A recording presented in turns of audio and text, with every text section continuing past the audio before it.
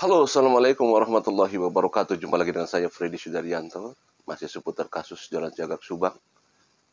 Di subuh ini, kita akan coba membahas lagi kasus Subang. Baik, setelah kemarin kita di Polda Jabar, dari pagi sampai jam 5 sore. Kalau Pak Didi sih dari rumahnya pagi jam 6, saya juga jam 6, dan kita ketemuan di Geger Kalong, ya. Kita ketemuan di Geger Kalong, berangkat pakai satu motor, dan kita baru mulai masuk ke ruang BAP itu jam 10. Jadi ada yang di komentar, Bang Freddy katanya kemarin jangan terlalu di ini masalah isi BAP. Betul, saya setuju. Cuma tapi saya hanya memberikan kisi-kisinya saja.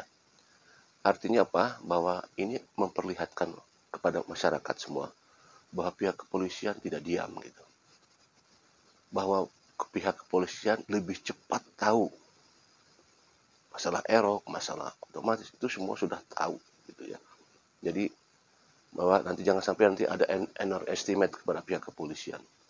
Jadi kan namanya kasus itu kan ada yang tingkatannya levelnya level 1, level 2, level 3. Sama lah kalau di Sadas juga kan ada level pedasnya 1, pedas 2, hot 1, hot 2, hot 3. Ya katakanlah ini kasus Subang level tinggi. Berbeda dengan kasus Sambo. Kasus Sambo kan pelakunya ada di situ gitu loh. Jadi bisa ditelusurinya gampang gitu, ditelusurinya gitu ya.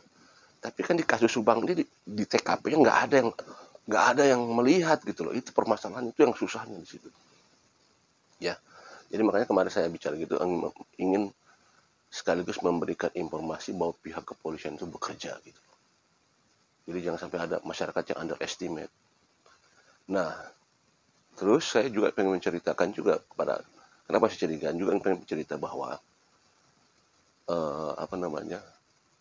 jangan takut untuk Anda siapapun untuk melapor kepada pihak kepolisian jika punya info-info yang sangat penting. Jangan takut, pokoknya datang aja, langsung aja ke Polda Jabar, ya. Dan mereka itu sangat-sangat welcome sama kita itu. Ya. Memang kita itu kalau menghadapi kantor polisi itu memang menegangkan. Wajar saya juga awal-awalnya begitu. Ada semacam aura-aura yang gimana gitu ya. Ya tahu sendiri kan di polisi itu kan ada patung macan hitam gitu kan. Yang kita tuh memang ada aura-aura yang memang tegang kamu masuk kantor polisi itu wajar lah. Hampir mungkin juga semua orang kayak begitu. Kalau mau masuk kantor polisi itu agak tegang-tegang. Sama saya juga rasakan waktu itu. Waktu saya datang beberapa kali ke Polda ya. Nah, tapi ternyata kalau sudah masuk ke dalamnya, alhamdulillah welcome. Orang-orangnya baik-baik.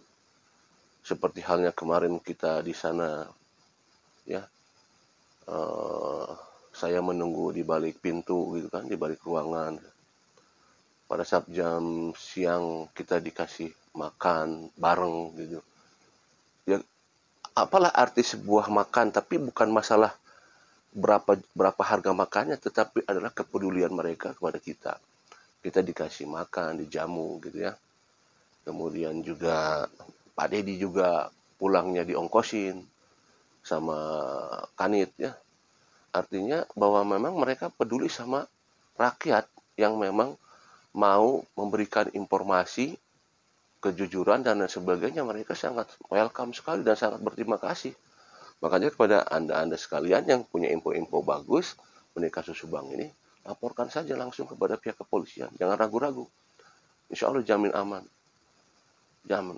Makanya Pak Dedi juga waktu itu saya ada yang menjadikan semangat Pak Dedi itu ada kata-kata begini. Ready? Kalau ada yang mengancam Pak Dedi, laporkan. Nah, itu kan sudah luar. Pak Dedi menjadi luar biasa untuk semangatnya di situ kan. Ya, karena yang bicara langsung pihak kepolisian. Kalau ada yang bicara macam-macam sama Pak Dedi, mengancam, laporkan langsung. Enak itu. Enak banget itu. Ya, jadi kita juga ngobrol dengan pihak kepolisian enak ya. Welcome. Jadi udah sehati aja gitu. Jadi ngobrol, diskusi malah gitu ya. Nah, Kak, saya gini, Pak Mr. X atau Mr. Dedi ini, kalau saya lihat informasinya luar biasa, sangat-sangat luar biasa. Awal-awal, memang waktu itu saya tidak sengaja ketemu Mr. Dedi itu karena waktu itu Kang Heri mengajak saya untuk ke Ciater sehubungan dengan adanya Kang Heri mau kampanye. Ya, kebetulan saya keluarga besar Ciater. Kang Heri minta bantuan saya untuk sosialisasi kepada masyarakat Ciater. Terus mengajak saya, ayo orang Kadia katanya, bantu saya untuk kampanye. Ayo siap, gimana? Ketemuan aja di Palasari gitu. Awalnya begitu sebenarnya. Orang ketemu dengan salah satu saksi, karena salah satu saksi ini orang Ciater juga. Ayo sekalian kita ngomongin masalah kampanye, Kang Heri. Saha saksina, eta Mr. X teh, Mr. X, saha Mr. X teh. Pertama saya gini ya, saya pertama menolak awalnya ke Kang Heri. Karena saya di mana daerah Palasari, daerah Palasari itu saya tahu itu adalah Gekbrong ya. Ya itulah, pokoknya saya itu daerah-daerah inilah gitu ya. Kalau di Cimahi mah ada daerah Beling gitulah ya. Nah, tapi saya ya udah saya beranikan diri aja ke sana untuk menjumpai Kang Heri karena mau sosialisasi. Tapi sampai di sana kita ke rumahnya waktu itu ya karena di sana juga ada Bang J, Bang Yahya, ya akhirnya Danu juga datang, akhirnya ya kita podcast di sana.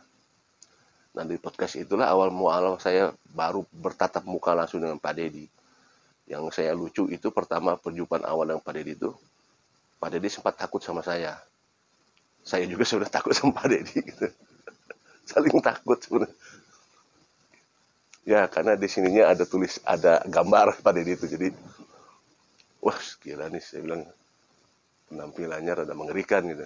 Ternyata Pak Dedi juga takut sama saya gitu. Namanya tahu dari Kang Heru, Bang Pret, si Pak Dedi sieun ke Bang Pret katanya gitu. Nah makanya sieun, oh kia. Oh saya sieun gitu. Jadi saya dengan Pak Dedi sama-sama takut.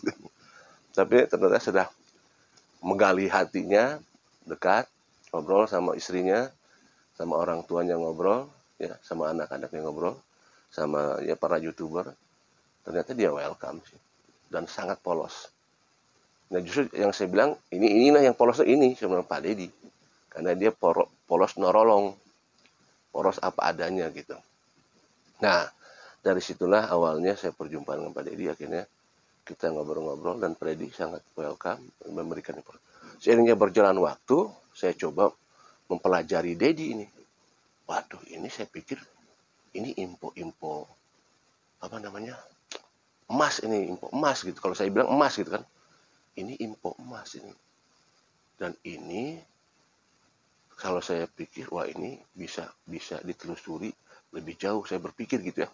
Saya mikir terus gitu. Duh ini. Maka saya coba podcast. Akhirnya kan ada beberapa poin-poin yang tiba-tiba muncul gitu di dia. Tiba-tiba muncul. Itu masalah kunci utama. Saya tidak sengaja waktu wawancara. Tiba-tiba lagi wawancara dia muncul tiba-tiba begitu saja. Tiba-tiba muncul itu. Tidak sengaja kan? Muncul. Ya nggak tahu, siapa tahu kan kita tidak tahu ya itu ya. Beban apa tidak kan. Tetapi ya itu penjelasannya demikian. Kemudian masalah erok gitu kan. Tiba-tiba muncul informasi yang akuratnya seperti apa. Waktu sempat ada diskusi segala macam gitu. Nah dari situlah saya berpikir begini. Ini adalah sumber berita bagus. Akhirnya saya berpikiran gini. Saya sempat gini. Datanya ini harus dikumpulkan. Makanya setiap pembicaraan Pak Dedi sama saya direkam. Tapi saya izin dulu. Tidak. Jadi saya rekam ya. Izin saya nih. Ini sebagai data. Di mana suatu saat nanti Pak Dedi ngelak, ini saya punya datanya. Diizinkan sama Pak Dedi. Sok, Pak, mangga wae cenah. Saya mau muasieun cenah. Malah ku saya diburu dulkeun gitu. Itu hebatnya Pak Dedi, itu luar biasa. Jadi tidak ada yang tutup. Nggak muasieun Pak, sok rekam Pak cenah. Buru dulkeun sekalian cenah. Itu membuat saya jadi semakin semangat lagi terus menggali itu. Nah, tapi seiringnya berjalan waktu, walaupun saya punya data-data Pak Dedi yang krusialnya, cuma saya bilang begini, di perjalanan saya itu berpikir, kalau hanya merekam di HP gitu ya, di podcast, ini apa jadi buah si malakama, bukan buah si malakama, nggak ada ujungnya gitu. Akhirnya saya berpikir semalam tuh, waktu malam-malam tuh saya berpikir waktu tanggal berapa tuh, wah ini harus ke Polda, harus ke bagian ke ke ke kandangnya gitu. Data ini harus dibawa ke kandangnya gitu. Akhirnya satu hari Pak Deddy minta bantuan saya. Bang Fred katanya, bantuan dong saya, ada masalah dengan leasing katanya gitu. Ada masalah apa? Motor, saya sudah bayar terakhir, jadi sisa terakhirnya itu pembayaran, tetapi dibayarkannya ke debt collector. Tapi sama debt collector tidak dibayarkan ke kantornya. Oh ya, besok kapan? Besok ya pagi. Ayo besok pagi. Di mana? Di Lembang. Nah, akhirnya kita pulang di Lembang. Mau ketemuan di Lembang, ada rencana paginya tuh. Nah malamnya saya tuh berpikir. Saya berpikir gini, ini data Pak Deddy gimana caranya supaya aman gitu data Pak Deddy. Kenapa saya berpikir gitu? Karena yang saya pikirkan itu gini. Saya khawatir, kekhawatiran saya itu, ini datanya data emas. Takutnya pihak pelaku, yang saya tak khawatirkan ya, pihak pelaku mengetahui Deddy mau bongkar, takutnya disalib duluan oleh pihak pelaku untuk membungkam Deddy. Itu yang saya khawatirkan. Akhirnya malam itu saya berpikir, wah kesempatan nih. Deddy sekarang mau ketemu dengan saya di Lembang. Udah paginya saya berecet, tak. Ya saya urusin dulu masalah itu dengan leasing itu, tetap bla bla bla bla bla, tak sudah selesai. Pak Deddy, orang berangkat ke Polda ini. Hah? Ngajeng hak Pak Deddy. Naon Pak? Cuna. Ini dadakan. Cuna. Udah lo bawa omong. Saya bilang gitu. Orang ini ke Polda ini. Serius Pak? Serius, ayo. Saya bilang gitu. Saya ingat kejadian itu. Kalau tuh Pak kan saya kan ngojek ya Pak. Kereng mau barang di CRR.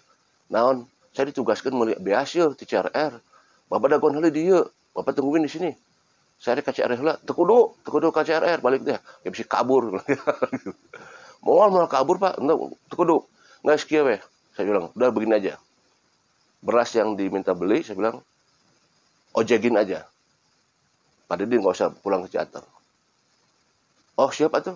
Akhirnya kita beras yang itu, yang pesanan orang Ciater tuh, digojekin ya. Bayar tak, berangkat ke Ciater. Yang itunya gojeknya. Pak Deddy nggak usah pulang ke Ciater dulu. Udah, ayo orang Kapolda. Saya bilang gitu. Berangkat kita ke Polda. Di perjalanan serian yang Pak Deddy. Dari Pak Deddy yang bodor. Bapak tanya bener Pak RK Polda.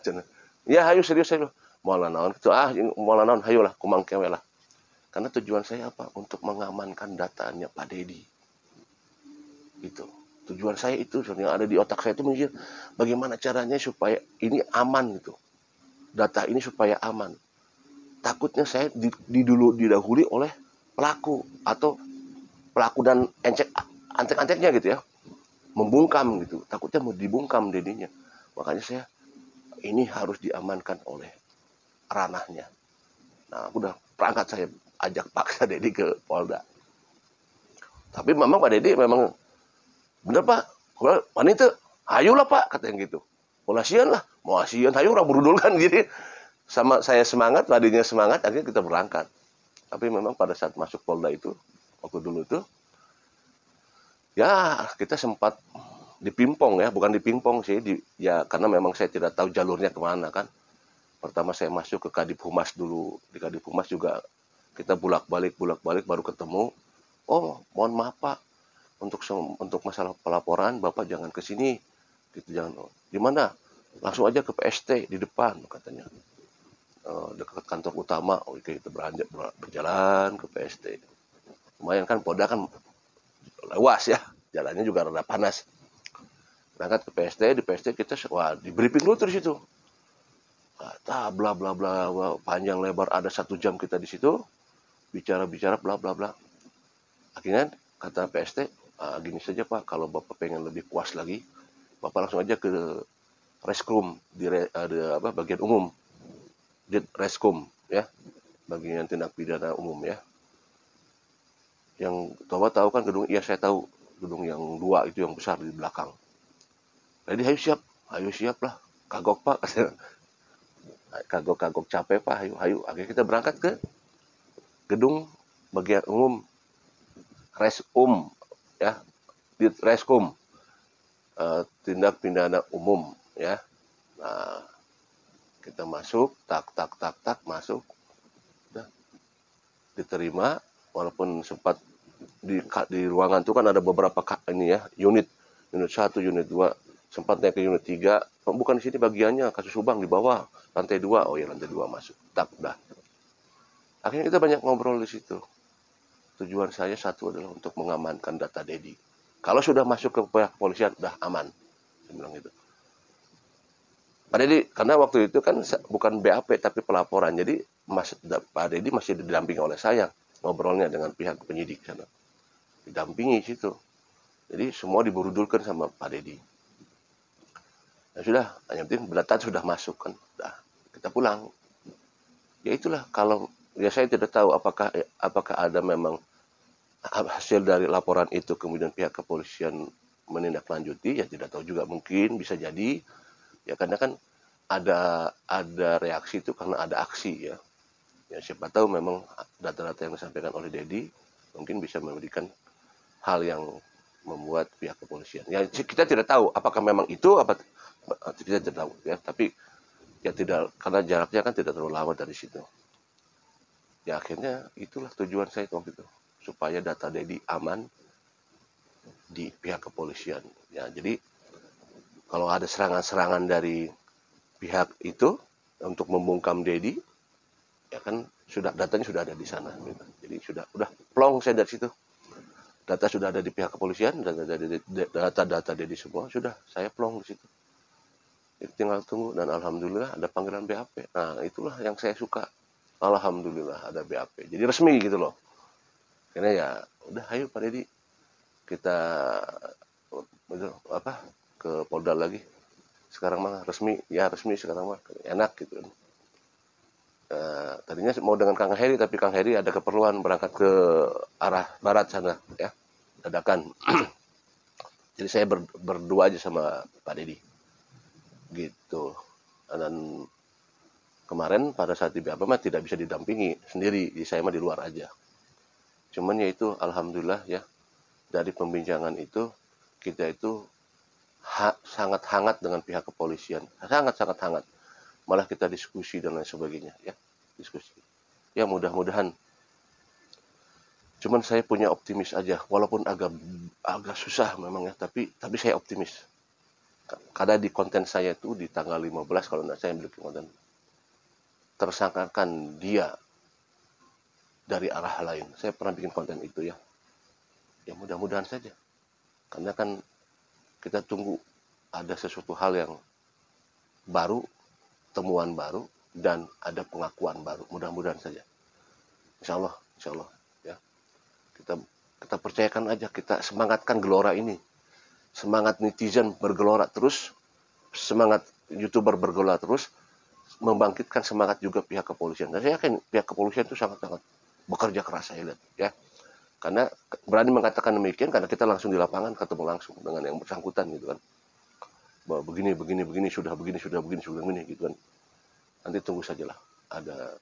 Kalau orang lain bilang cukup di sini saja BAP, jangan cukup di sini. Lanjutkan gitu. Lanjutkan BAP-nya Pak Dedi sampai tuntas. Sampai berangkat ke gedung sebelah. Insyaallah. Ya demikian ya. Jadi pagi ini adalah saya tidak akan membicarakan masalah apa isi BAP itu ranah polisi kan. Tapi kisi-kisinya arah sana itu adalah untuk memperlihatkan kepada masyarakat bahwa pihak kepolisian itu sedang menggali semua. Itu semua. Jadi jangan underestimate. Yakinkan. Serahkan sama pihak kepolisian. Dan kalau kita memang mau ikut betul-betul semangat membuka kasus ini, ayo semangat beneran. Jangan semangat pura-pura gitu.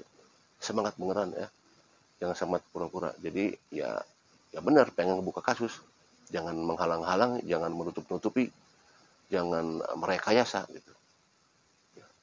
Demikian, assalamualaikum warahmatullahi wabarakatuh.